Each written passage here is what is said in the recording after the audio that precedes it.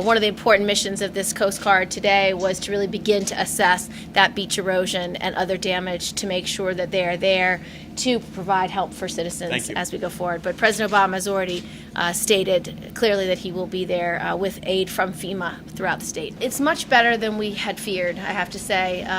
We were both surprised that there was less damage to the shoreline and less damage to the inlets than we had really feared.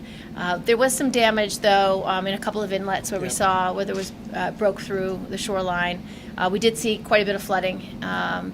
But as you know, all across Long Island and across the state, there's a lot of people who don't have power, and that's going to cause a lot of difficulty, and it may take time for that power to get up. There are some areas that I want to see from the ground, but the area, the Mastic Shirley Peninsula, the William Floyd Peninsula in Mastic Beach, there's flooding there. It looks like the water has receded quite a bit, but I want to see it from the ground. The area around Ponquag Bridge and east, on the North Shore, Shinnecock Bay, there's a fair amount of flooding there. Water, again, has receded, but I want to see that from the ground.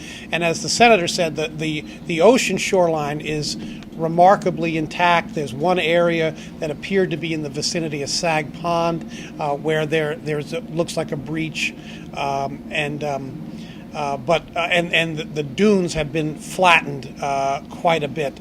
But the shoreline is essentially intact. No damage to homes that we can see along the shoreline. I think most of the damage that we were able to see is along the inner shore, the north shore of Mauritius Bay, Shinnecock Bay, areas like that.